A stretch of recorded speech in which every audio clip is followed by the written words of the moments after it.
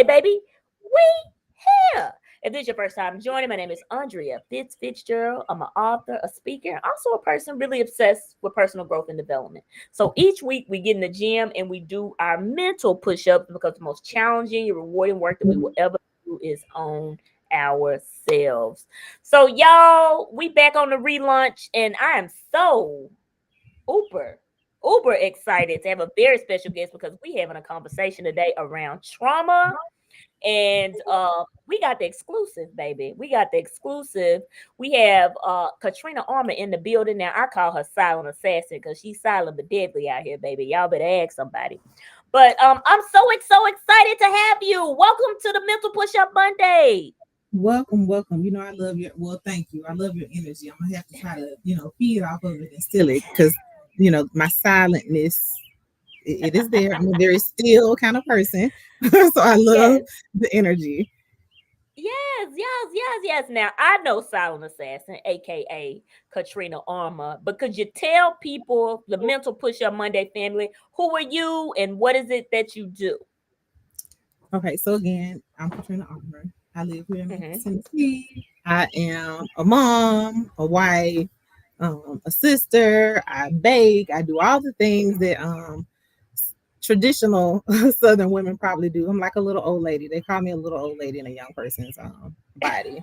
But Okay. that is one side of me, just like the homey side. And then I also am in my 19th year of education. I work for an organization that allows me to support um, curriculum implementation across 6 states. I'm an associate director now. Just recently got promoted in January, which is pretty awesome. So I get to work with district leaders, state leaders, principals. I have a team of leads and coaches, and we pretty much just go across from state to state, providing consultation, support, training, get into the classrooms, and just trying to make education a little bit better for everybody. Go ahead. Now, I remember a few years ago. Now you don't wrote. She being kind of humble. I mean, she over here humble bragging, but y'all, she done wrote a book too. Cause I did. that's I did. yes, you wrote a book, and what's the title of the book again? It is how childhood trauma manifests itself in adults. Here it is. Y'all see that thing? Y'all see it now? I noticed recently. I saw maybe it was a couple weeks, and we relaunching that thing. Yes. So, could you tell us a little bit like what inspired you to relaunch, and what is it that's different about the first and now? Okay. Great question. So the first book, or the first time I wrote it, was in 2020, and it was at the height of COVID. And I Mm-hmm. caught COVID, just like, 80% of the world. And I was sick for like 6 weeks. I mean, like extremely sick and just Mm-hmm. exhausted and tired with life, to be honest. I think everybody was mentally drained, right? We were out of Of school. course. People didn't know Mm-hmm. what was going to happen, if we were ever going back to school. And then, we were losing people left and right. And we lost somebody really Mm-hmm. close to us as well. And it just was like a heavy time. And I just remember thinking like, look, I was just sinking like deeper and deeper and deeper into just like this sadness that I couldn't get myself out of. And I was sick at the same time too. And I was like, why is it so heavy? Like, why is it so hard for me to move on Mm-hmm. past like this, bad point in life? I've had, hundreds of bad points in life, Mm-hmm. but this just seems so bad. And I think I just Mm-hmm. had like a weird epiphany of like, I don't have enough brain or heart space to take on everything that's happening right now with all the other things that continue to float around in my head that have always been there forever, or float around in my heart that have always been there forever. So I was like, I just need a brain dump. I just need to get like a lot of this stuff out of my head. And I think that'll free up Mm-hmm. a lot of space and, just make me better for me. I couldn't be better for anybody else. I just needed to make space for me to be better for me. And so Mm-hmm. that's how the first book started. It was like, you know what? You got to let go of a lot of stuff. And in order for you to let go of it, you got to like Mm-hmm. bring it into existence. Like it being in your head doesn't necessarily make it real, even though you know it's real. Once you either speak it and or write it, it just like gives you so much more freedom. Like, I mean, so Mm-hmm. much more Yes. space mentally and emotionally. And so just like brain dump. The first book, I call it a brain dump. It literally was like a Mm-hmm. brain, like what are the deepest things that I need to get out of my head so that I can have my head and my heart so that I can have just more space for me. So that was like the first Mm, one. And so it wasn't as clean as I wanted it to be, or I wanted like everything. So I was like trying to put like all the things in it, versus like making mhm, a story where I pick certain things to anchor, my story. mhm, Only focus on a couple of the, healthy ways to move forward. And that's where the second one came. It's like post COVID. When I say I want to say my life changed, but the trajectory just like shot up so much faster. Like once I did this brain, mhm, um, and so now it's like, okay, your mind is clear. You're in a totally different space. You have a friend that's opening up a publishing company. She's also doing editing. Like it's time to revamp this thing and put it back out there. It's nice and crisp and clean. It focuses on like a few major traumas versus like brain dumping all the trauma, and people was just like crying all over the place because they was like, Jesus, it's so much going on in this book. And mhm, it's still a lot going on, but it's more structured and sequenced and just mm, a little tighter. And mm. I'm So ready for conversations around it that I wasn't ready for wow. then. Wow. I did not know that. So let me ask you this. So when you wrote that book, was that like, how sometimes you can know things to yourself, but you have like said it. You know what I mean? Like I think about, like I was molested when I was 5 years old, right? Mm, And I didn't say it until I was 20, mm, and then yes, when I said it, it was like, okay, now let's start working on this thing. Let's figure out how yeah. this shows up in our everyday life. So was that like your first time like saying the thing when you wrote the book the first time? That was the first time I said it clearly. I Mm, even now get nauseous when I get ready to talk about it. Like I feel the nausea like bubbling up. Like I want to throw mm, up. But it was so bad before that I couldn't even like properly articulate it. So I'm so much better now. Like I might have like butterflies, but I'm able to have the mm-hmm, conversation. Whereas before mm-hmm, I got it out in the book, I couldn't. Like I would choke up. I just couldn't say it, or I would, mm-hmm, whitewash it or find ways to make it not as horrible because I didn't want people to feel, a certain kind of way, or I would just like, make it just shrink it, and it didn't need to be mm-hmm, shrunk. Like in this book, I use the words. Like I say rape. I don't say, other things. I need people to understand. I talk about the horrors like in detail so that people understand that it's mm, like you don't have to find kinder words to use to make the other people feel better, or to for someone else's comfort. You don't have to do that, because that's heavy, trying to figure out how to phrase something or say it or get it out, because now I got to think about your feelings and mine, and it's just a lot. mm. This is heavy stuff. We already getting deep, baby. We already getting deep. I mean, gosh, like just to hear you say, it's amazing to me that you were able to put that down on paper. You know what I Mhm. mean? And just like to be, it sounds like now you are in a much better place where you can really like, let's have this conversation, and talk about how you've worked through it. So I'm curious for us to dig in as we continue to talk today of how did you get to this point? Because one of the things I loved is that when I reached out to you about doing it, um, I said, I want to talk about overcoming trauma.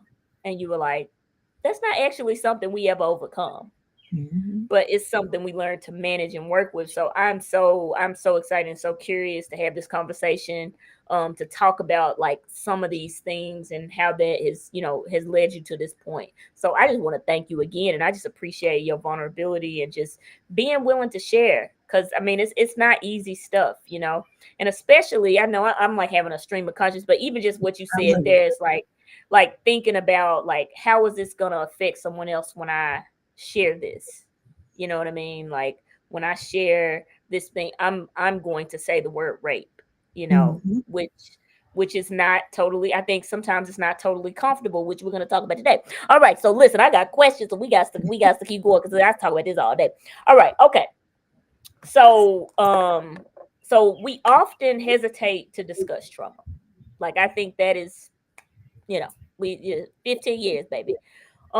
What prompted you to share your story, and how has that been empowering for you? Like, how has this weight lifted off of you, been more empowering for you?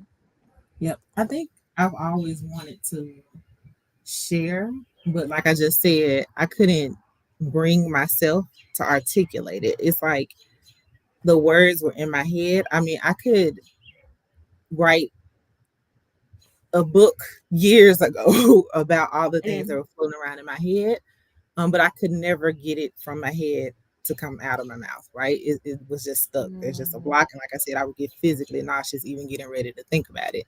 I remember one time even mm, like attempting to go sit with a counselor and attempting to explain it. And I still couldn't, I probably sounded like a fool. I couldn't even articulate what I was trying to say. He was trying to make sense of what I was trying to say, but I could not bring myself to describe what had happened. I was like, oh, people did things, stuff happened. I'm a grown woman, 30 some years wow. old, and couldn't properly Mhm, articulate what I needed to say. So mhm, just again, I got to go back to COVID. Like, if COVID hadn't happened, and I know it was the worst thing in life, but if that period hadn't happened where we just had like months of downtime for a long time, and then those mhm. first few months of just nothingness, remember, it was just stillness those It first six to was. eight weeks. It And then, like I was. said, I was so sick, and you're already battling like mentally this trauma that's stuck in your head. Your body is Mhm, exhausted. mhm. I just didn't have nothing else. There was like nothing. I think I hit a breaking Wow. point. Like, I can't keep going. Like, I don't have any more energy. There's zero space in my head. There's zero space in my heart, which is not good. Like, I can't even Mm, interact well with my family because I don't have it. This is not wow. here. That's how exhausted I was.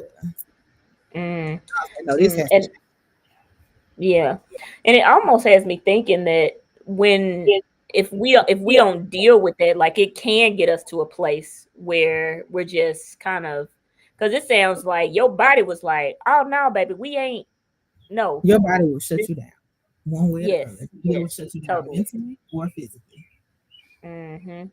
Yep. Yeah, because even just hearing you say now that you were like you feel it in your body, like just the fact of It is talking a about it, sounds physical like, reaction. oh yes, I was like, oh, she been on the sofa, she been on the sofa, baby, because because that is so real.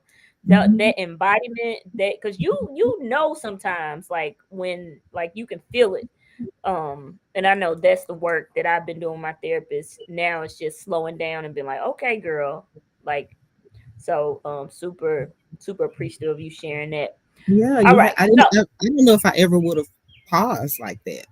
So mm, that was just the pause that I needed. I'm a workaholic. Like, I that work makes you not have to think about other things. And so if you can pour yes, yourself into work, I could just keep going. So, so it was okay absolutely. to have the things locked away because you're easy to compartmentalize. There's no work. So, like, Mm, all the stuff yes. is swirling around in the way at this point, and we stuck in the house. Mhm. Yes, yes. It COVID almost forced you to face yourself in a way that I don't know if I would have even, yeah, it was a lot, it was super confronting. I put it Yeah, that way. it was. Okay. Now we about to get into it, y'all. Now listen, I'm just gonna go ahead and tell you this. Listen, we asking some real questions out here. We gotta be honest, because that's how we have, just like Dr. P say, conversations change situations. Okay. So I want to talk a little about silence in the black community. Mhm. In the black community, whether it be church or even sometimes in the black family, there's this idea not to voice trauma. It's almost like don't say what go on in this house. You know what I mean? Mhm. Or even address it, or even the idea of like, oh, let's just pray it away. You know what I'm Yes, saying? So yes, why do you think that is, and how do you think those ideas perpetuate trauma in our community and in our families? yep. I mean, I can tell you just from my point of view, right? And then just kind of talk about some examples. But I think it's just so deep rooted. If we just literally go all the way back to like slavery and all things were done to us that we didn't have a voice to talk about historically, right? We didn't Mhm. know we had a voice ever. And so eventually people started to realize, oh, I have a voice, because they met other people that were just like good people, right? That showed them, that yes, you do have a voice, and kind of slowly helped us move our way up. So this is like deep rooted. This isn't just like right now we're starting to do a thing. This is like deeply rooted in our bones. Like we didn't have a Mhm. voice from, from that time forward. But when I think about Mhm. our family structures now, we are afraid that other people will view us a certain kind of way. We're afraid that if we shake up something, we might miss out on something. And I'll give you an example, just thinking about Mhm. domestic violence situation. So watching my aunts or my mom or somebody in the family be abused by someone that's just, a horrible person, but pays all the bills, right? You have Mhm. kids. You don't know where you're going to go because you don't work, or you work but you can't afford to go anywhere. You got a lot of kids and you just don't know what to do. And so you stay in a situation because that situation serves a purpose. My kids are going to have, they got a roof over their head, the bills are paid. I'm not going to say anything about it outside this house because that's going to disrupt the situation that's going on in here. So I had to tell the kids, you don't talk about what happens outside of this house because it's going to disrupt what's going on in this house. And so at an early age, we start grooming our kids to have this behavior that you keep secrets. Like you don't tell what happens, like really early. And sometimes it's, I mean, when I say it's subconscious for them because their grandparents, their parents did, and parents and so on and so on. But Mhm. I just, it's so many examples of times where I'm, and this is even in school. I remember maybe second, third grade where I was like, I felt like I was ready to tell my teacher, about something that happened to me. And it was because maybe someone came and was talking about like inappropriate touch, or something like that. And I was like, okay, I'm gonna tell because we just had this assembly. These people came. They say you're supposed to tell people, whatever. So I get ready to go tell Mhm. the teacher, and she called in another teacher, and they accused me of making it up because we just had this assembly. So that just kind of, right, Wow. that made me think, oh, like my parents said, like you don't tell people things because this is what's gonna happen. They're gonna blow it out. They're not gonna believe you. They're gonna blow it out of proportion. Oh, they're gonna make Mhm. fun of you, or they're gonna mistreat you. We are so hyper focused on what people think about us that we will harm ourselves to keep secrets, to keep it because we're just afraid of what'll Mm. happen. Yep, and that's ingrained from like, little on up. You don't talk about what happens outside this house. You don't talk about what happens outside this relationship. I mean, hell, teachers sometimes say you don't talk about what happens outside this classroom. Let's just be honest. We just say Right. it so much Right. that Right. it just becomes this system and this thing that kids grow up with. And then they, I'm now an adult and I tell my kids the same thing. Well, I don't, because my kids know that they have free voices and they can speak, but that is what we do. We teach our kids to hold things in. And I think another example, I don't know what I was just reading or watching recently, but it made me think about just the triggers that we have. If you're Mhm. in a home where domestic violence is happening and the fear is there as a child, you don't want to talk about that. You're afraid. So fear Mm. will keep you from talking. So I think that in the Black community, we are just so in fear at all times. So it's either Mm. fear, is the traumas mixed in, we're ashamed, we're holding shame from somebody else. You 6, you don't even know what you're ashamed of. But it must be Right. something because they told us we Right. can't talk about this, right? So we're already putting Mhm. this thing on our kids that they then carry on with them. So it's Mm. just deep rooted, very, very deep rooted. Mm. Yeah, because it almost, I almost hear you saying that. I mean, it's this. First of all, it's a very deep response. It's so many layers to this. Like it just runs so I'm deep like, because yeah, conscious stream of thoughts. You had to catch them. no, but it's no, but it's real though, because you said even way back then, like back in the slave time, like you had to, whatever you feel, you just keep it inside anyway. But Right, then getting the raped, having possibility, somebody's baby, whoever, whatever. There were no conversations about that. You kept it to right, yourself. Yeah. right, and you just had to kind of suck it up, you know. And then like I didn't even think about like, wow, if I share this, this is going this I mean my whole life about to change if I do this. You know, someone is, you know, taking care of everything, and now like, oh well, they are not, you know, He they're no might get longer there. My life arrested. is Anything can right, happen. He right, might get arrested. They might just kick me out. Then where I'm gonna go? I mean, I have right. heard these conversations. Is why I'm saying it. I have watched adults in my family sit and cry and say, I don't know what I'm gonna do. Like they have no other option, you know, because they haven't thought. I want to say, not the most educated, right? Like the Mm, options just weren't there, and so mhm, when you're growing up in places like Mississippi, where I'm from, mhm, people think that they are very family oriented because they have a family unit. And because I have a family unit, like you just said, everything that happens in this house, regardless. It don't matter mhm, what's going on. I got a husband, I got a wife, I got some kids. Husband beating the mhm, crap out of you in that house, right? I mean, it's a mhm, nightmare. It's a terror. Your kids are mhm, terrorized. You're terrorized. mhm, But you can't mhm, leave. Like we don't leave. That doesn't happen. Like mhm. where am I supposed to go back home? To my mama who had the same situation and is gonna say, no, you go back. Right? Like that's just what Wow. happened. So Mm, yeah. It's levels to this.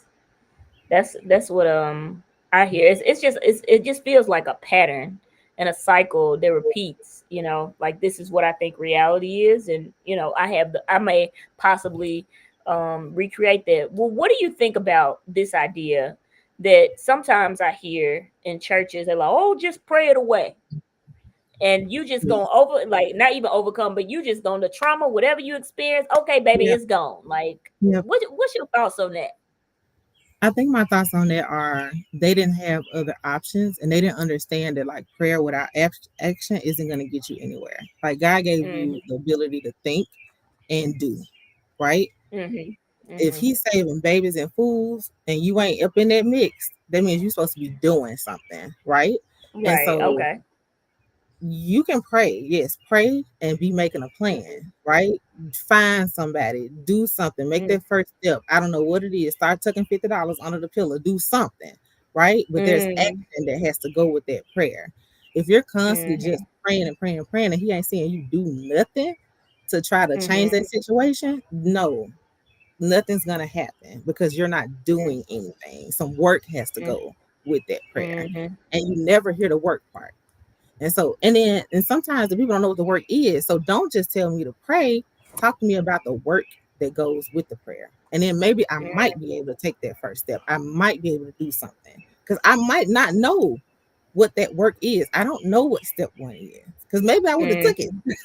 if I knew what it Mm-hmm. was. So you just telling me to Right. pray, that's not to get it. Mm-hmm. Yeah. Yeah. Because And some of those that's people not. didn't have it either. That's all someone told them. They're Mm-hmm. repeating what they heard. It's just like it's just a pattern. They are repeating it. Someone told them this. They sacrificed, they grinded it out, and they are at 60 or 50 or whoever, whatever, and they made it through, you know, to Mm-hmm. the point that they're Right. at. I tell my babies, we're not making it through. That's not the life you're gonna have. You're gonna start figuring it Mm-hmm. out at the point of the bull. Like start at the point. Right. You're not gonna make it through. That's too far. Right. Right. Yeah. Um.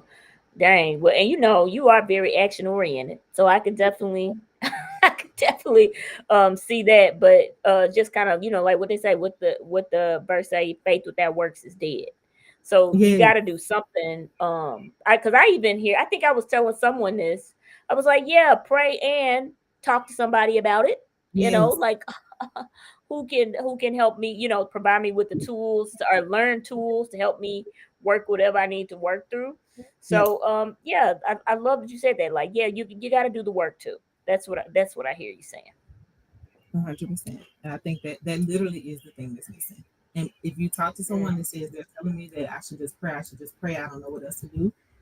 That is it. They haven't done anything else. And sometimes you just have a mental block you may kind of sort of know what to do, but because you're so frustrated, so stuck, so deep in this situation, you Mhm. get paralyzed, right? You Mhm. can't move forward, and that's why that extra person is there. You need that extra Yes. someone to help just move Yes. you or nudge you forward. Absolutely. Absolutely.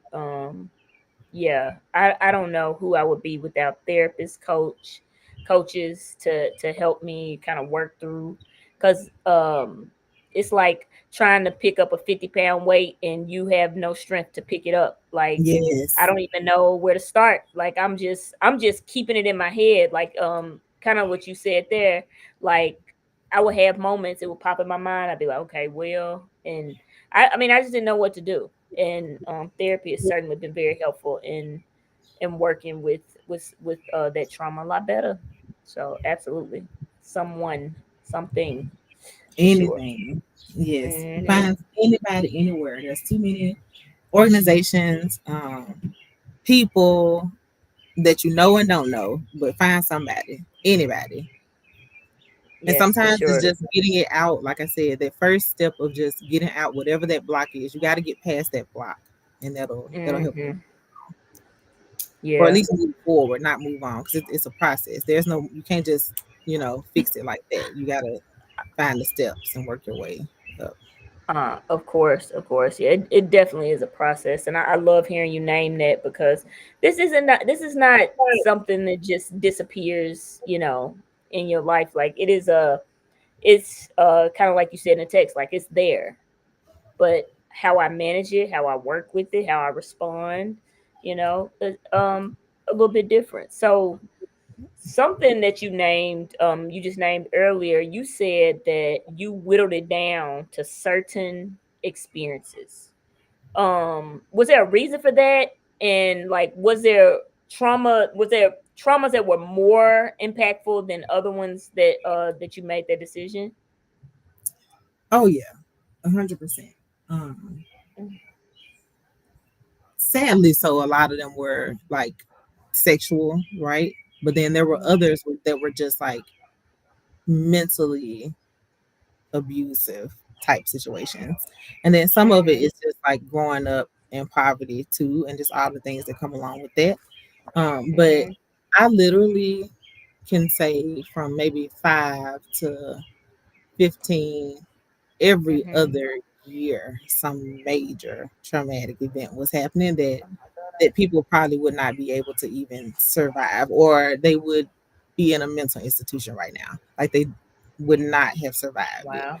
Wow. And so trying to put like 10 different things in the book without making sure that there was like a good sequence of, information about each, Mhm. and how I responded to each, and how I would Mhm. hope that anyone experiencing each would be able to Mhm. like help themselves out of it. That wasn't in the first book. That is in the second Mhm. book now. And so I was able to like pare it down so that I can make sure that it's really clear like how you move forward within each Mhm. different situation. And so, like, one of the ones that I think about that is in there is Mhm. about a friend of mine. So I'm gonna share it, but you can, get the book, y'all. So Mhm. yeah, the rest of it. But I remember Okay. when I was 7 Mhm. in Mississippi, had a friend. Her dad killed his wife, killed and raped his wife, raped his daughter, killed a son. And I remember vividly imagining, like I played the scenario in my mind, like over and over, like a Mhm. movie. I didn't witness it, but it was my friend. Mhm. So I could play Mhm. this horrific scene, happening over, Mhm. and I could just like smell the peanut butter cookies that her mom used to make for us all the time. And it took me years where I could just smell the cookies. It's all I could think about. It's like Wow. he made these Wow. great cookies. And I just remember just being so deeply just sad and hurt, and just like my heart just didn't Mhm. understand. Like this was my friend, and like why would her dad do that? And just like, all these different Mhm. things. And we didn't get help for that. There was no conversations about that. People were like, oh, he was crazy. Like he went crazy. He was in the army and it made him crazy. Like all these things you hear adults say, Mhm. apt or something like that. But I just Mhm. remember I feel like there's so many points where I feel like my brain just like fractured from some of the trauma because I was trying to like Wow. pierce out pieces of it. Uh-huh. But that messed me up because I just Okay. the imagery, like I created the imagery in my mind of like him killing her, raping her, and I knew what rape was because I had been raped at 5. So I knew it like what this was, Mm-hmm. and Right. her killing his son, and it just swirled in my head. So that was just one of the things that we go through, and it's a little bit more to that story, but Mm-hmm. stuff like that. Mm. That is wow. That is whoa. But think about all the people that Traumatic. was impacted by that. I doubt a single one had a therapist, had group sessions, Mm-hmm. any conversations. You got people Mm-hmm. sitting around talking about somebody's crazy, joking and laughing because that's what we do. That we can do when it comes to like a really bad situation or trauma, and we do it with our kids. We don't teach them to process their emotions or thinking. I probably sat in a room hiding somewhere and crying because like I wasn't gonna sit in front of like who, like my people and cry. Like no, they wouldn't know how to receive me crying like that because that's not what we did, right? And so I had to Mm-hmm. like, ball that up, and I'm just so sad on the inside because I couldn't process that, outward.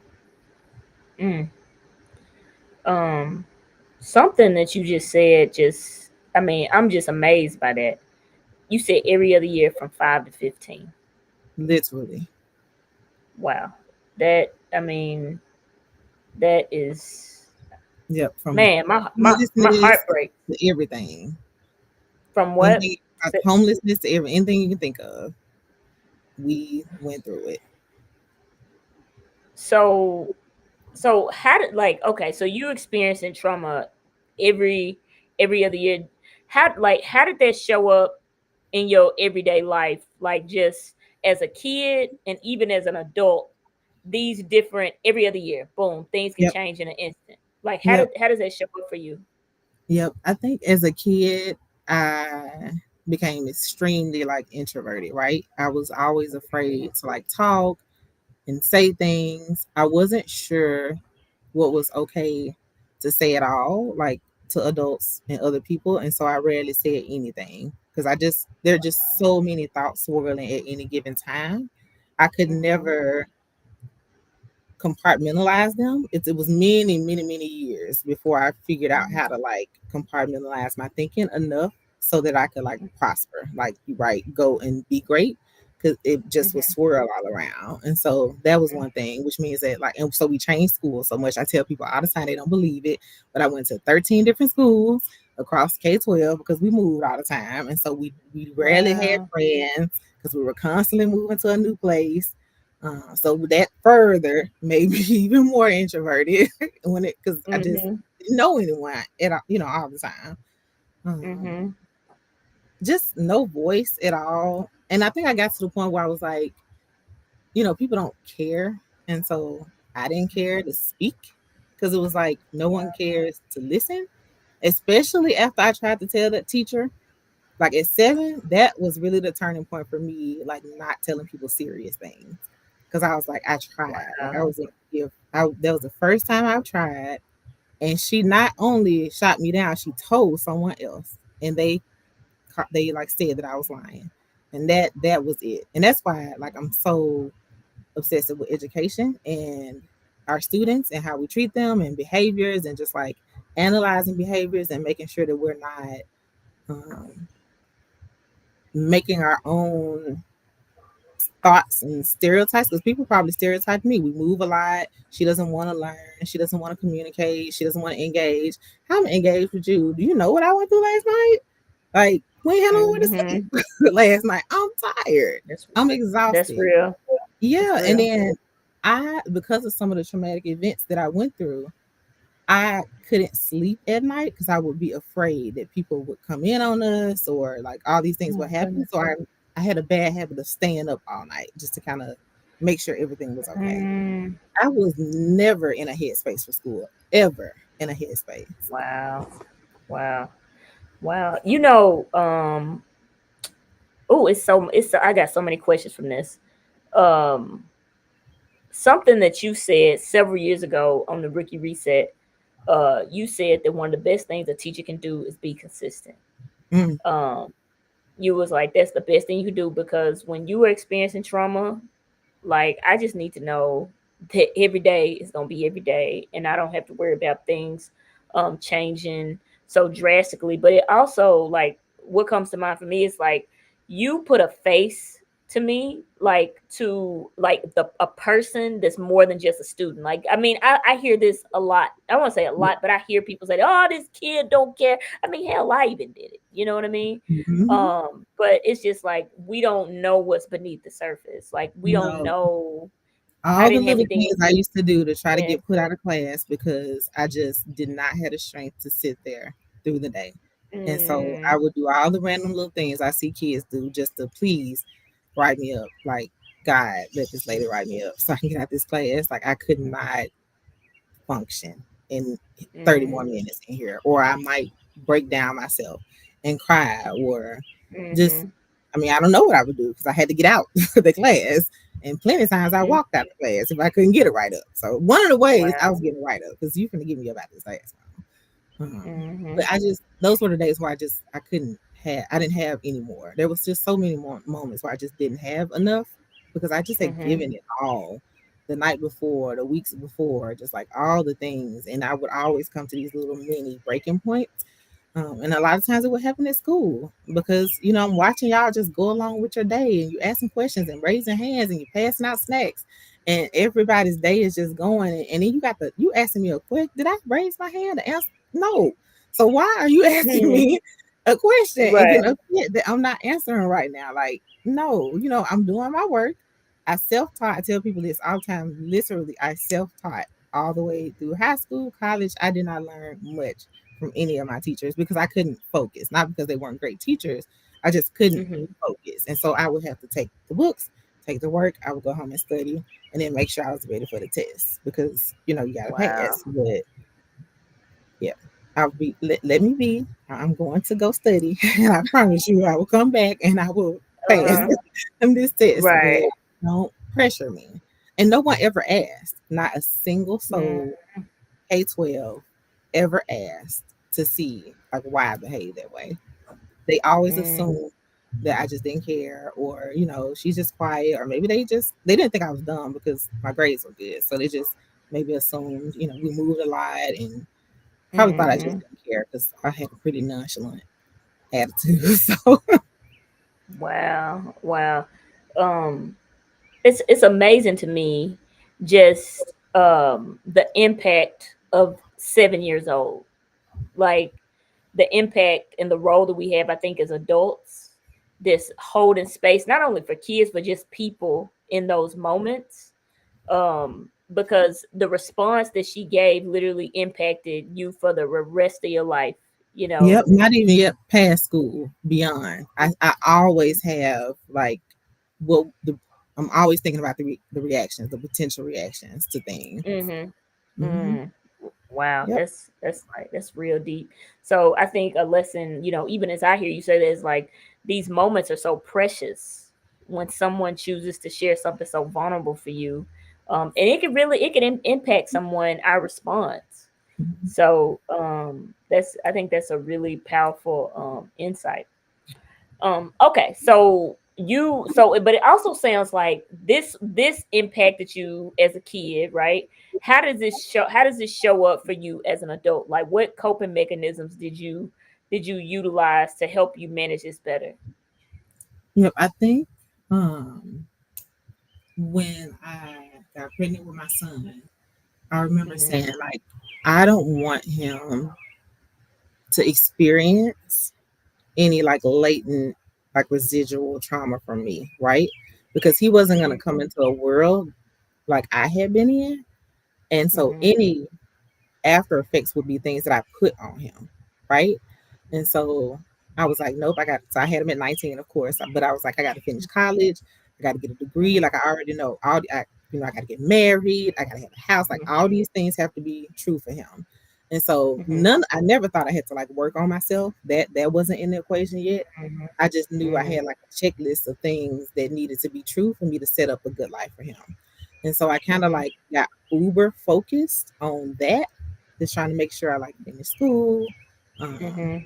get my degree, get a career, you know, find a Mhm. husband, get married, try to have the regular life so Uh-huh. that he can kind of grow up all nice and Mhm. normal, right? Mhm. But throughout Mhm. college, I would have panic attacks when it was time to do, oral presentations and stuff because they don't know. You still have to do it because that's a part of the class. And Mhm. when I say panic attacks, I would sweat. I would get so nervous. Sometimes I would throw up before class. Sometimes after class, I would go have to run to the restroom, but I tried to push my way through because unlike high Mhm. school, that is an assignment you have to do, It in class. is. So it wasn't Right. always something that I could just do later. So Right. those Right. were Right. moments where I had to like suck it up and try to push through, but I had physical reactions to Mm. it. And I think luckily in college, the teachers that wasn't a space where people like made fun of you or the teachers were like, why are you acting that way? Or, no Mhm. one ever made me feel weird for like stuttering my way through my presentation or sweating or whatever. No, Mhm. because they judged you on the content of your presentation. I wasn't in a class where I was trying to be, you know, a person that would go out to be like a great speaker. No, I'm just trying to present this content, so I can get this grade. Um, Mhm. and but that was in multiple classes. Any class like that, I feel like in college the teachers would just focus on you Mhm. getting your work done. And so in that space, I was able to like that's when I started pushing myself to like you just got to do it. Just like figure it out. You got to do it. And then if I got sick, like I said, you just got to get sick before. You just got to get sick after. But Right. you got to Right. make this thing happen. Uh-huh. Wow. Wow. So it sounds like that trauma, like it because you said earlier you were like my like using my voice was something that was a challenge for me as a kid, and it showed up as even in at school as you got older. Is that right? Yes. Yeah. Use my voice. Oh Um yeah. I just mhm. post high school I Mhm. realized that I was really, really good at hyper focusing on things. And so Mhm. I would just hyper focus on, finishing tasks. I mean, that's how I made it through school, self teaching. But I didn't know that that's what I was doing. Like, you love like completing tasks. You're really good at Mhm. logistics, like math. That's why math is my first love. So it's easy for me to just like Mhm. latch onto something and then just like get laser focused on that thing. And so that is how I got through college, even still having all of this trauma and stuff in my life. Mhm. Now there's still our personal life was probably still rocky because I hadn't figured out how to manage my thoughts and how I treated people or Mhm. how I let people treat me because my voice wasn't there still. Like I was using my voice Mhm. to just do a presentation, but outside of that, there was no real deep conversations, no real Right. anything. It was just Mhm. surface level. You got to talk to people because they're going to think you're weird if you don't. So just say a few things, here and there, Uh-huh. and keep it Right. moving. And that's kind of how I operated for a long, long time. Hyper focused on accomplishing Mm. things, and I just became Yeah. super task oriented. And that's amazing because I had a self-awareness coach, and something she says is that sometimes the things that like it's a benefit to you that you hyper focus because you used it to help you get to the point that you're at right now. Like it was a coping strategy, but dang, that thing you should. Because I'm telling Yes, y'all, baby, she the silent assassin for real, y'all. I'm telling y'all for real, she cold out here. You know what I mean? yes. So it's kind of a benefit. It is a benefit. And I think once I realized that there was a skill set that I had, that it's a benefit and it's a curse because you hyper focus and then you obsess, right? Only on that thing, which could keep you from doing the real work, like we just talked about before, the work you need to do to get yourself healthy mentally, healthy physically, healthy Right. spiritually. Mm-hmm. But you just you can stay busy. You can knock this Mm-hmm. out. You can keep this accomplishment. Not literally with set tasks like By 25, I need this done. By 26, 27, by 30, I'm accomplishing this. 32, 40, by this. I want this amount of money in the bank. I need this happening. I need this side hustle. Because that's how I ordered my life. I created tasks, and checked off the list. Got hyper focused on it and Wow. just checked it out. Dang. Okay. All right. Okay, but yes, but I hear what you're saying though. You like yes, and it sometimes The depends what you're doing for downside motivation. is, yeah, because then you're only focusing on that thing. So who gets your Hmm. husband is, sometimes that don't always go to where you want it to go. Your kids, that your friends, your family. It's sometimes that Yes. gets set Yes. down because it don't always fall on the list at that time. If you're not on the list, you know what I'm saying. You ain't in the plan right now. So it's like when you come back in the plan, then you on the list to be focused on. So it's like that's the blessing and the curse of it. It's like you get hyper focused Yes, yes. on the I so thing. relate to you on that particular piece. My sister's always like, get the F out of my way. If I got something to do, listen, I ain't got nothing for you. I'm trying to do X, Y, and Z, and you are in Right, my way right. with these I swear, emotions. like Like, I don't mean no okay, come harm. I on. promise. I'm telling people like it's not you. It's True. really me. Yes, yes, yes, yes. I listen, I relate to you on that on so many levels. I guess my next question then is like what strategies and supports like did you use to help you start working through this trauma? I think, to be honest, it has really been a lot of just me choosing to go down that road of being like task oriented. And so that was one thing. Telling Mm-hmm. myself, you can't just like sink into this despair. That's one. I refuse to sink into despair. Two, Okay. I refuse to be anything like what I came from. So I had to like acknowledge for myself what I came from and say, like, whatever I want to do is going to be different from that. Right. So, Mm-hmm. one and two, that's it. You're not going to sink into despair. No pity parties. No, oh, my life is this. No, woe is me. And then two, what you didn't want to be true. So that's good. Like, I know what I don't want to be true. No pity parties. And then three is Mm-hmm. slowly starting to think about like, okay, now I know what I don't want to be true. Well, what do I want to be true? Right? I know I want a college degree.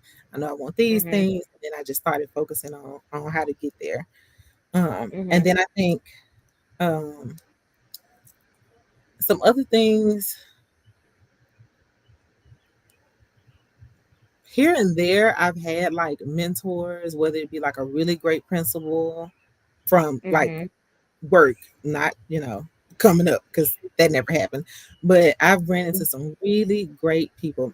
My very first principal, I won't say her name on here, but when I say she is still like my mentor now, she took me under her wing to make sure that I would be a bit of like a great educator, but also a good person. And she Mm-hmm. just showed me that every thought that I had was worthy of being said. And that's how I knew I was Wow. going to be a great teacher. Like she told me, like she made me feel like every thought that I had was worthy of it. And I was like, what? Like, I think that's probably when I first started having those little epiphanies of like, oh, like these thoughts actually are good enough for people to hear and be shared. And I knew I wanted my students to have that same like experience. Mm-hmm. So her pouring that Wow. into me was just like the first little start of like, this stuff is worth being Mm-hmm. shared. But again, I will only share like, outward things. Like I still focus Mm-hmm. on everybody around me being great. I think that's another thing that was good and bad. I hyper focus Mm-hmm. on making people better than I found them. Like if I meet you, I want you to be great. So I'm gonna figure out what you're good at, make you better at Mm-hmm. that, figure out what you're not good at, and then I'm gonna help you be better at that. I just started focusing on things like that, just keeping myself busy. And all of that Mm-hmm. just kind of worked for me. The few times that I did try to see a therapist, like I said, it was so hard for me to even articulate Mm-hmm. what I was trying to say. Mm-hmm. That didn't work for me because I think I wasn't ready. Like I was not even ready to get the words out. I literally Mm-hmm. could have just thrown up in front of the people. I just couldn't. Wow. And it's Mhm, so weird. Maybe they were all jumbled up in my head. I know. I think it was mhm. still some level of shame too. I think that we Of embody course. shame, yeah, and Yes, so that makes it yes. hard. No one else cared. Something to tell this stranger, And like, what does that mean? Mm, So I'm a person, like, things have to mean something to me. So is it gonna mean something to me to tell you, even if you're about to talk me through it? Like, these are all the things I'm trying to rationalize, for mhm, myself, and therefore holding me back, right, from moving forward because mhm. I'm Right. giving myself more reasons not to do something. But Mhm. it's taking longer. That's why I'm 44, about to be 45 next month, and I'm just now at this space where I'm like, I got this, Wow. versus doing it at 25 because I had a better, Wow. path forward. Mm. So your path, you said you tried to see a therapist and that didn't really work for you. Is It that didn't. right? It didn't. Wow. Wow. What did I work think for it you? would What now, strategy? though. I think if I went, it Uh, would now because I can talk. right. Like, I know that I can have Mm. that conversation. Before, I could not have that conversation. I couldn't get the words out of my mouth. Literally couldn't speak. Wow. Wow. That is so deep, you know what I mean? Um just getting to a place where you can even say it. You know what I Mhm. mean? That's Yep. just that's real powerful to me. Ooh. Ugh. All right. I'm telling you. And then yoga, meditation, all those other little self help things, and just trying to Mm-hmm. be right mentally. I think those are Mm-hmm. other like things that I've just been doing lately. So I didn't Mm-hmm. have good, I guess, mechanisms Mm. pre maybe 38 is when I would say Wow. I started trying to actually do this type of work. Before then, like I said, it was hyper focusing on tasks and completing tasks Wow. that I know it was like, you're gonna conquer this, you're gonna complete this. This is your next thing. This is how you're gonna this is how you're gonna make it through life. You hyper focus on these things. You check the list off. You get this done. Wow. Wow. That's 33 years, yo. Hmm. Like, wow, since like your first trauma, 33 years. And it take a minute, man. I mean, I think, you almost have to express it and deal with it sometimes like when you're ready. But I also hear you saying that yoga, one of my homegirls, she said that yoga has like completely changed her life. You know what I It mean? opens you up mentally and spiritually. It's hard to even Mhm. explain. I guess because it's like you don't think about anything. You can clear your mind, and that's the issue. It's like when you experience trauma and you're an adult now, that it's so deeply rooted in your head that even when you don't think about it, it's running in your Mhm. head subconsciously. And that's why you're Mhm. exhausted. That's why you're mentally exhausted at work, mentally exhausted at home. Mhm. You ain't did shit. I mean, you ain't did nothing, but you're so tired all the time. Why are you Oh so wow. tired? Because that stuff is in the background, constantly Yeah. playing in your head, waiting Mhm. for a moment to pop out. That's super powerful. It was a book I read, How to Do the Work. I think by Nicole LaPera. And one of the things she said, it was a person, I think they were struggling with like MS or something like that, and they had Mm. experienced so much trauma. And they started doing yoga and they MS disappeared. I thought Mm. that was crazy. It was It crazy. I was like, clears your wow. mind. I didn't think it either. Mhm. I did not think it Mhm. until I started it. And I was like, you know what? This is so true. Everything that everyone said is true. And meditation, having moments where Mhm. you literally just force yourself to not think about anything else and just be still. Still Mm. moments. Mm. That's hard. It's simple, but the dang is so hard to It's just cut very that thing hard. It's off. very hard. And I wish I knew this at 23, which is why I'm ready for these conversations. I wish Mhm. that I had Mhm. watched a video like this at 20 or Mhm. 23, or Mhm. had someone to have a conversation with in my 20s, and sat Mhm. with myself and said, you know what? Yes, you can go keep doing the task, but also this other piece needs to happen because I didn't have the Yeah. other piece. The other piece wasn't happening. And so Mhm. I laser focus, and it's great. And that took me to a successful point in life. Wonderful. And now I'm doing this other piece of work, and that's great too, but I Mhm. want people to do it sooner. I want them to say, Yeah. "Oh, well, That's maybe fair. I should start." At 15. Do you recognize that in your child? Teachers, are you seeing that in students in your class? Are there other questions you should be asking? Yes, Mhm. to all of these Mm. things. And so you don't have to be 45 now with a full heart. I can say a full heart fits. like ready to Wow. have these conversations and stuff. Mm, mm. But just drug all out for what 33 years, like you just said. Yeah. I wanted this, Yeah. you know, 33 years ago, or at least 20 Yeah. years ago. But now it's fine Uh-huh. too. Uh-huh. Yeah. God's perfect timing. You know what I mean? Like sometimes I feel like I don't know, sometimes it's books that I pick up when I'm younger and then I just put it down. But I'll see it 5 years later and I was like, oh my gosh, I was not ready for this book. There's no way I Mhm. could have read this book. I wasn't ready for it. I wasn't ready to have a conversation. Like I feel like sometimes it comes when it comes, you know what I'm saying? Like when we know we ready, like we can have the conversation, we can talk about healing and working through, you know what I'm saying? So God's perfect timing, I say. Agreed. Yeah. Yeah. Okay, so you experienced all this stuff, and it sounds like trauma itself, like it can be very isolating. Like I think about your experience every other year, 5 to 15, I'm in high school teaching myself, I'm not talking to nobody. But it also can reveal like inner strength within us. So I'd love to hear, like, how did these traumas that you had, how did that develop resilience and perseverance within you? I think I always saw myself as the one that had to be like the stronger person because, who's Mm-hmm. gonna look out for my little siblings? Like, I gotta Mm-hmm. cook, who's gonna cook? I gotta be the one feeding everybody. Mm-hmm. My mom always says I think I'm her mom. Like I just became the person that was just like, Wow. I have to be responsible. I have to be the one that makes the right decisions. Another thing to hyper focus on is just like, Trina, you got to make sure that you're always making the best decision, and that's a blessing and a curse. Because it's okay to not always make the right decision. It's okay to make, that decision was crappy, and it's okay. You don't have to beat yourself up about it.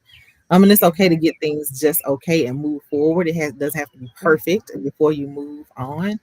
Mm-hmm. But that's just how I became. I became the person that needed to be the best in any situation that she was in because like who else was gonna do it? And I Wow. didn't think that it was fair for the people that would be around me, whatever community that I was in, to not have something great. So I needed to do that for them. Like I said, I wasn't doing it for me. I never was doing any of this for me. I needed to be, the one that knew how to cook. I needed to be the one that knew how to organize things. I needed to be the one that made sure everyone was safe. I needed to be the one that, went to college. I Mm-hmm. needed to be the one that, could host things. I need to be the one that, you know, in careers that all the teachers can come to or whatever. It needs to be Mm-hmm. me because if it's not me, then I don't know who it's gonna be for them, and that worries me. Now I'm triggered because I don't know who's gonna do these things, and so if it's me, Mm-hmm. I know these things are gonna get done, and now Mm-hmm. I can be okay. Mm. It's almost like I wrote down like be the best, almost like you took on the mindset that I gotta be um because something you said earlier, like I gotta leave people better than I found them, you know what I mean? um but like you took on an idea of like being more responsible, I'm a stronger person, some of those things. Were you like the oldest child, or was it just like because of the chaos and things you experienced, you like, okay, listen, I got to make sure that this right and tight out here? Yeah, the oldest child of my mom's. Yep, and then in that situation too, just kind of always being. I have an older cousin and things like that, but I think I was always just. They call me a little old lady again. I say that all the time. Even Mm-hmm. at like 10 and 12, they were like, "You're a little old lady in a kid's body," and I used to just think like. There are no adults or like y'all grown, but y'all don't act.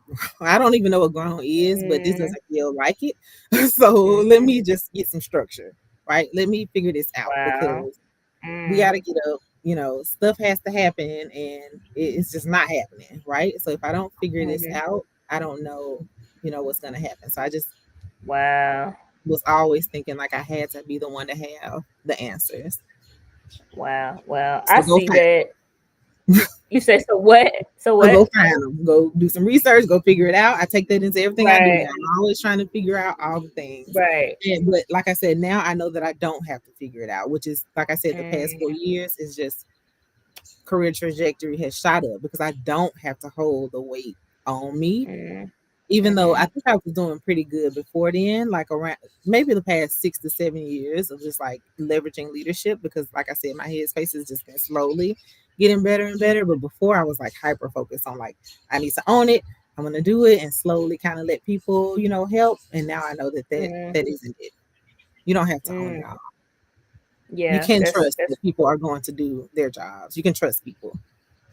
yeah, that's real. And that's so interesting. I feel like either I read in an article on a podcast, I heard someone say that either the oldest child or when people experience a ton of trauma, that normally they some may take on a role of like, well, listen, I need to make sure it's it's right You and got tight to. out here Who else gonna do because it? it's been so Yes. chaotic. I can't do Yes. chaos. Like I No. need to know.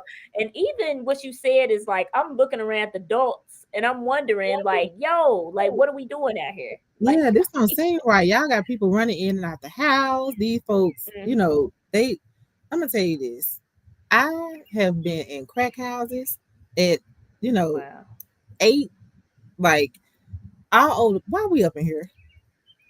Just all, and that just, so level of maturity. You know what? You stand over here. You don't get this close to that person. You figure it out, right? And so you Mhm. start just being hyper aware of everything around Mhm. you, and already knowing that you have to just kind of be 2 3 steps ahead of everybody around Wow. you, because they're not thinking in a way Mhm. that's going to protect you. Mhm. And so you have to think in a way that's not only going to protect you, but could potentially even protect them, because they're not thinking in a way that's going Wow. to protect them. Wow. That's deep. That's deep. Um, I think they call that what hypervigilance. I Mhm. think I think either I read that somewhere that because I mean just even what you said right there, I'm thinking for me and I'm thinking for everybody else, what's gonna keep us safe out here in these streets? Yep. Wow. That's real deep. That's it. But I mean that could be. I mean that is a skill set too. You know what I mean? I imagine Yeah, that supports you as a professional too, because it you does. can think 4, 5, 6, 7, 8 steps ahead, where someone maybe perhaps like me. It's like I'm doing this. That is Okay, one of my like best skill sets, actually. So I'm super good with logistics. And if ever anyone needs to operationalize anything, it's me, because I do think far ahead of like, oh, if we do this, what are the implications for all of these things? And that is why. Yeah. okay, listen, PD funds. Listen, I got to get that the strategy side. That's the part right there. So I guess the next question I have. So you obviously experienced a lot of trauma. How has forgiveness shown up in that? Something that I even read recently was that I think I don't what's her name, Doctor the narcissist lady, the lady who's the narcissist specialist. She said she don't believe in forgiveness. She Mm. said, "You ain't got to forgive everybody." But I'm just curious what your take is on forgiveness and how has that helped you in your trauma or not? Yeah, so I definitely think it does play a role. And I think Hmm. that we forgive different people in different ways. And so I think about my mom, for instance. There are people that hold grudges against her and treat her a certain way because of how we came up, and feel like she could have done a better job. It's her fault. I don't think that, because I remember, you know, a time where somebody broke into our house at 2 a.m. in the morning, or into an apartment that we were staying in. And Wow. me and my siblings were in the room. She was in the living room with the people that broke into the house, and they were sexually assaulting her. And I actually was like coming out of the room, getting ready to go into the restroom. I didn't know that they were in there. And she saw me, and she like gave me the like look to like get back into the room. And there were just like so many instances. And then like after they left, she like got us out the window. We had to like climb out the window. We were in our sleeping clothes, younger than 10. I know that much. Maybe 6 or 7, somewhere 8 at the most. And we had to walk like a couple miles to get to like one of her friends' house. And I just remember how exhausted she was. And she cried like for hours and hours and hours into the next day, while we were just like supposed to be asleep. And there were just like many instances of stuff like that. And I'm like, she had me when she was 15. and then like another baby at 17, another baby at 18, another like she did the best with what she had to work with. And she made a ton Mhm. of bad decisions based off what she had to work with. And that same mentality of we don't talk about what happens. So all the things Mhm. that I experienced, she experienced two and three times worse. And so I have so much empathy and sympathy for her. Mhm. It makes me sad to even think about it now because of all the things that she had to have like experienced, which put her in situations that put us in bad situations as her kids. And she wasn't Mhm. doing any of it like on purpose or malicious. She wasn't on drugs. She wasn't alcoholic. She wasn't like out there like that. She didn't know any better. And she had Mhm. been traumatized herself. So when I think about the times that I was just like paralyzed or couldn't speak and how I like processed and found my way, she did not find her way. And so she was Mhm. stuck. And so here and is now like she hasn't been able to process and find her way. And so she has like I have deep empathy for her. So I guess can say I forgave her, but I've never thought I had to forgive her. Do you see what I'm saying? Because I just feel Mhm. like I just have so much empathy and so much you know, pain in my heart for her. Just thinking of all the Mhm. things that she had to go through while we were equally going through all of these things that we had to go through. And everyone doesn't see it that way because they feel like she should have done this. But maybe someone was telling her she should have prayed her way through. Maybe someone was telling her you don't leave him. Maybe someone was telling her all these things.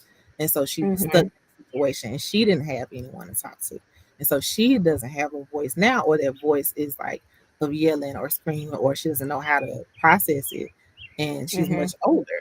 And so I don't, so that could be a form of life. That frees me just knowing that I don't hold any type of negative thoughts about her at all as it relates to anything like that. So yes, you should be able to forgive, but you gotta. Mhm. There's just different levels to the forgiveness. Yeah.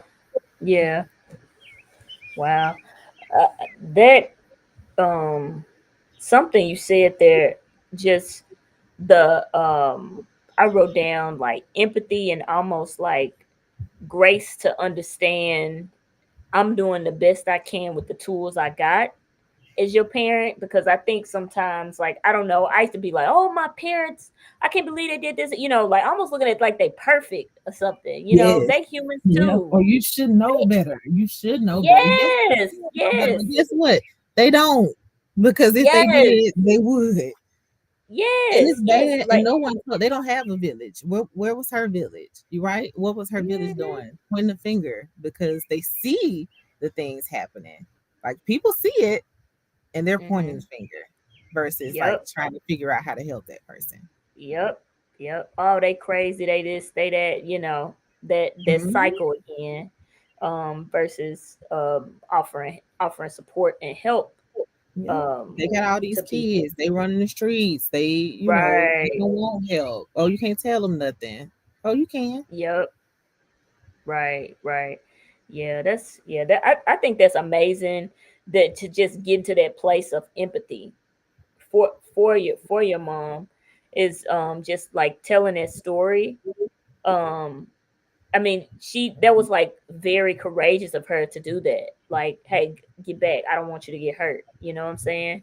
It was, So and that's literally, I can remember it like it was yesterday. It was like a hand movement, and maybe like in her eyes. I just knew I wasn't supposed to be in that space. Like that was like mm-hmm, hide, and I like mm, quietly stepped back into the room. mm, wow. Yep, and she That's got us up out of there when they left. mm, wow. That's real deep. Ooh, heavy. We getting heavy. So Yeah, yeah. yeah. But So again, there are other people that like. So I'm gonna say one more thing mhm. about forgiveness. Forgiveness of Go some of the ahead. other people. When I think about like some of the men or other people that like did sexually Mm, assault me, or like the one that raped me mhm, when I was 5, I don't look at forgiveness like you forgive them. You need to like embrace or communicate or do something, or there's some action that goes along with that forgiveness. I mhm, look at forgiveness like I forgive myself for holding Mm, all of that, like sadness and anger and trauma and fear in my head. And like that forgiveness just like freed me so much. So I don't need to say that I forgive another person. Like you don't, I don't know that I necessarily agree with that. What we need to do mhm, is forgive ourselves for whatever thought we're having or whatever emotion we're feeling or experiencing, because mhm, that is what's holding you back.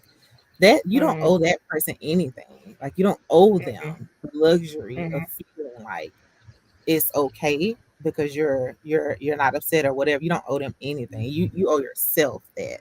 So if you can mhm, forgive yourself for whatever you the years that you held on to something, that was time and energy taken from you, from your space. Like forgive mhm, yourself for that.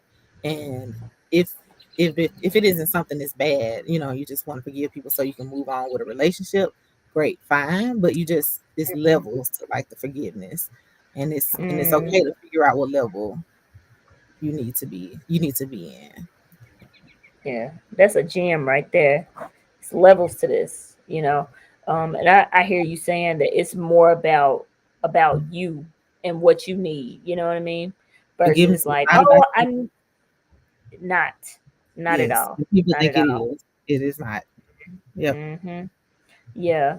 Because even I think sometimes people think, well, they should just apologize. Yeah, that may not happen. The apology may not ever happen. But Yeah, how and am then if I they going to do, move forward? yeah, yeah. If they do, we also miss. I think we're misguided on apologies, and that's something that like my husband probably thinks I'm crazy about, because I would tell him when we first met and started talking that like apologies don't move me. Like change Hmm. behavior does, right? So even if you say Hmm. you're sorry, great, whatever. But for me, if you just don't do it again, that is enough for me. So no, first of all, know your audience. That's one. But Hmm. you saying that you're sorry because you did something that harmed me deeply, that means nothing to me. Now, you saying that you're first of all, the change behavior before your apology and then everything that you do after your apology is where we start to Hmm. have the conversation. But the words themselves, the tears, the whoever, whatever comes along with it, no. Hmm. It's whatever you're doing leading up to that apology, because I need to have seen something before that Hmm. showed that you Hmm. were sorry. One. And Listen, then I might have to everything try you do that in my relationship. Okay, I might try after. that in Come my up here relationship with because no apology, and I didn't see anything leading up to this point. listen, I might have to steal that. I said, wait a minute, let me take notes on that because she be like, that's what she said. I don't care nothing about your little sorries. Okay, listen, if we gonna talk about the same thing next week, I'm not. What are we talking about? You know what I mean? Yes. Yeah. Are you sorry? Are you sorry about the So, thing, or are you sorry that it hurt my feelings? That's another conversation. Like, what are we sorry about? Like, let's make sure mm. we both on the same page here. Okay, well, listen, let me that's a gem for me. I'm gonna take that and apply that. Do some action with that one. Okay, but yeah, I love that though. So miss me on the sorry. It's really about the actions. And again, forgiveness is Yeah, about you, boo. That's it what I is. hear. That's what I It hear. is. Mhm. Okay, so we're getting closing out our conversation. Dealing with all this, experiencing all these things, how have you been able to find joy through some of the experiences and challenges that you have had? I think, like I said, I have my son. Of course, was just like it. That was everything I needed it to be, because I didn't Mm-hmm. have anyone that I thought, like, I didn't really know what love was as far as like feeling it, because when you're constantly in a state of trauma, you're constantly afraid or anxious or you don't know what's going on. And Mm-hmm. then everyone in your family is in that state because they've all experienced some degree of trauma. That's how my family Mm-hmm. operates. Like we weren't the family that was like so lovey-dovey, because our parents weren't like this. So they clearly have their own issues that they need to work through. But having my Mm-hmm. son, again, I knew that the only way he would end up like that is if I projected that on him. So I had to like force myself to be different for him so Mm-hmm. that he could experience. love in a different way. And so Mhm. that was one thing, just like having him just really just changed everything and just brought so much joy to my life. And then, I have my nieces and nephews, and then I have my husband, and start thinking about like, and then just other encounters with friends and like my son's dad. They're just people in this world that are good people. They mean Mhm. well, and watching them interact with their families, my husband's family, they love each other. I'm looking at them, hug each other and have events, and they're just, you know, showing love in a way that I didn't experience it growing up. All of Mhm. that brings me joy. So bringing my friends over and just like the energy, even if I'm not talking, 'cause I'm still not the person that's going to be the one that's like doing all the talking in the group, but I love the Mhm. energy that is around me. So Mhm. I'm always hosting because that energy, it feeds me, and that brings Mhm. me joy, positive energy. Mhm.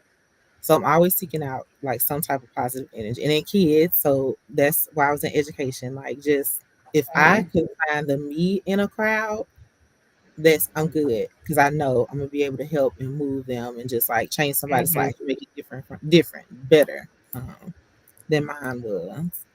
But yeah, that's it. I Even though I hyper focus on like the people around me, that now Mhm. just it brings me joy. That makes me happy, like genuinely happy to see Mhm. someone better, or see someone like moving into their purpose, or helping them get that career move that they wanted, or moving into, that new Mhm. skill that they wanted to learn, or even just having a conversation and seeing someone just laugh their hearts out. Um, Mhm. it fills me up. So those type of things. Mm. So it sounds like just the positive vibes and positive energy around you, like family, friends, and just the headline I'm hearing from you is like good energy.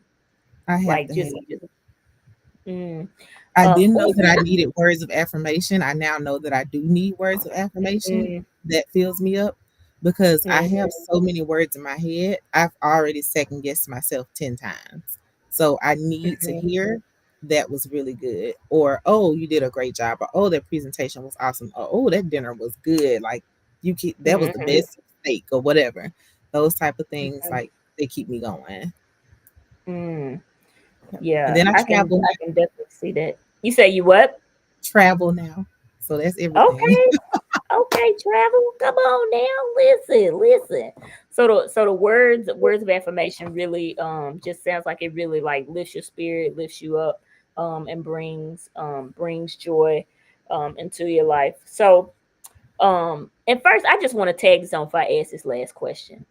But it's interesting, something that you said was that you like to push those around you to live in their purpose.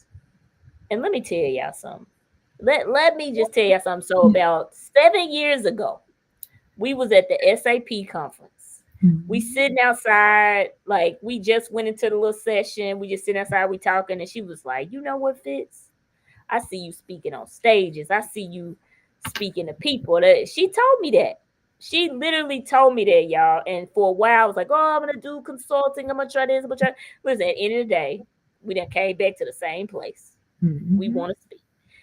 So I just want to say, even though throughout the things that you've experienced and stuff like that, something beautiful was born from that. Like, it almost makes me want to tear up a little bit, but Oh, like that you saw something in me in that time that I didn't even see in myself yet. You know what I'm oh. saying?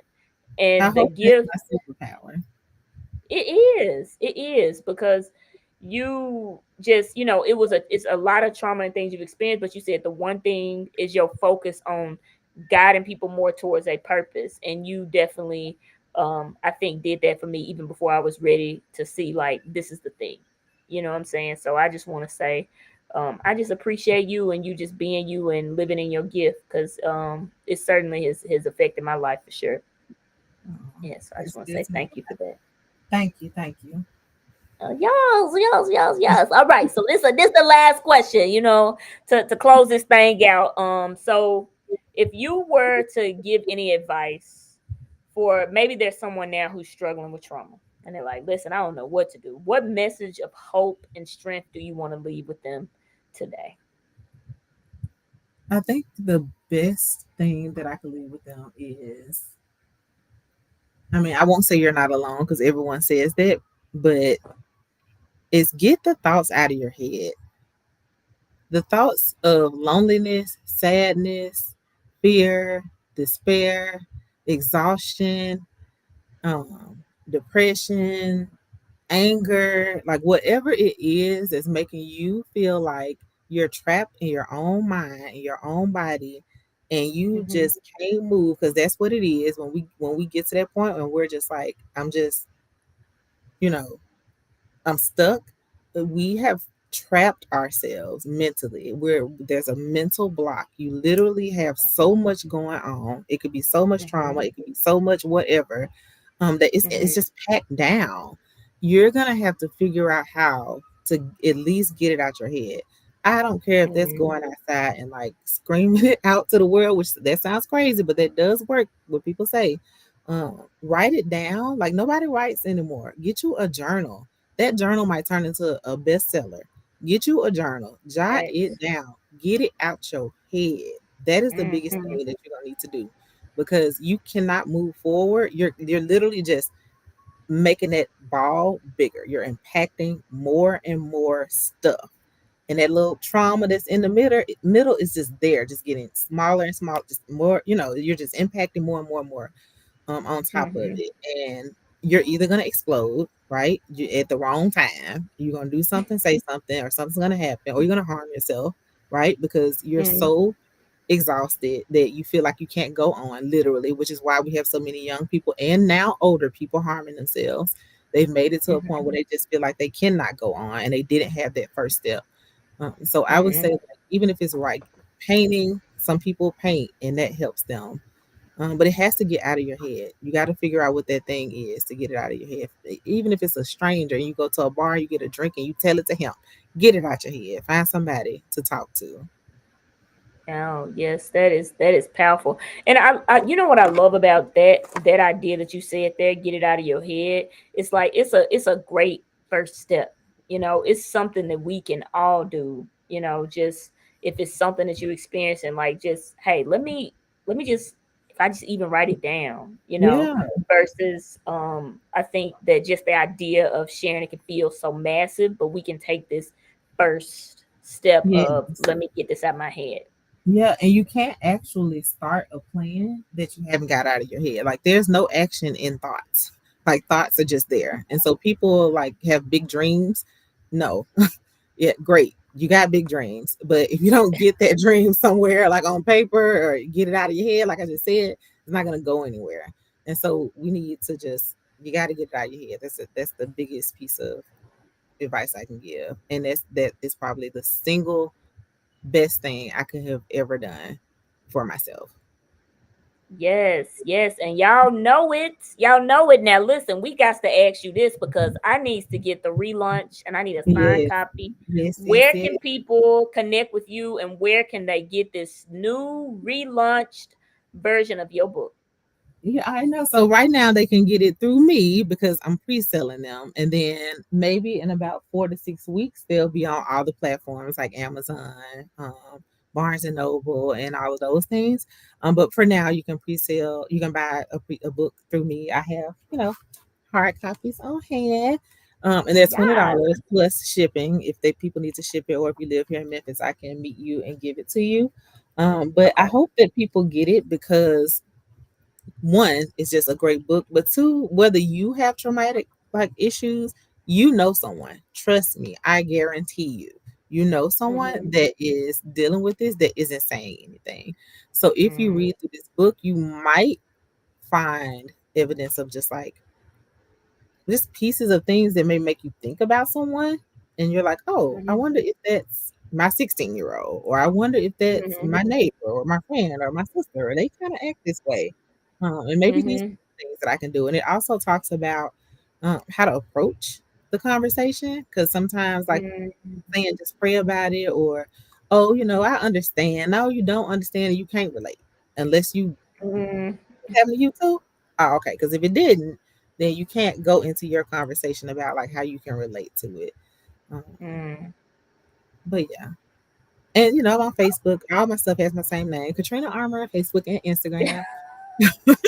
Yes, yes, yes. And we will put your information down below so that y'all want to grab a copy as soon as we get off this call. I'm gonna someone send my cash app Please, because in my I business need me a is copy. open. Yes, you got to get a copy. You got to let me know Yes, so yes. I I can want it, send and you. I want mine signed too. Okay. I need mine signed. Absolutely. Right. Okay. Well, I just want to first say thank you so much for taking the time out of your schedule to share your story. I think it's gonna add so much value, and it was definitely helpful for me. Um just hearing your story and just even just some of the tips you provided. So I just want to say thank you for taking the time. I really appreciate you. You're welcome, and thank you for having me. Of course. And for all my people, I know this is new information. I want you to take on what I call that rookie state of mind. Well, what's that, Fitz? I want you to remember the level up is in the losses. Problems are a privilege. And yes, you might be new to this concept, new to this idea, but I know you're true to this because you're in this moment right now. And I believe in each one of you. So get out there this week and do those mental push-ups. And it sounds like just like Katrina said, we must do our work, beloved. That's what it sounds like to me. We must do our work. So thank you again, Katrina. It's on and popping. Thank you so much. We appreciate you. And we out.